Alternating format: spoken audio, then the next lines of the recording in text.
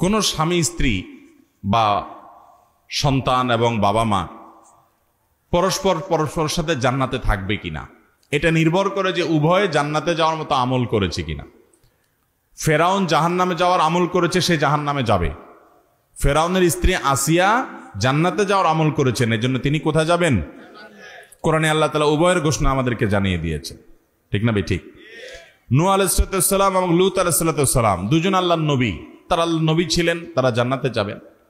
তাদের স্ত্রী তাদের প্রতি ঈমান আনে নাই, তারা জাহান্নামে যাবে। অতএব স্বামী স্ত্রী একজন জান্নাতে গেলে বাই ডিফল্ট আরেকজন জান্নাতে যাবে, ব্যাপারটা এরকম না। একজন জান্নাতে গেলে অপরজন যদি ঈমান আমল নিয়ে যেতে না পারেন, তার জাহান্নামে যাওয়া লাগতে পারে। এখন কেউ বলতে পারেন জান্নাতীদেরকে তো আল্লাহ তাআলা কোনো কষ্ট পেতে দিবেন না। জান্নাত আজা কে আজারে নাবাসদ, কাসে রা বা কাসে কারে নাবাসদ, সেখানে তো কোনো কষ্ট হবে না।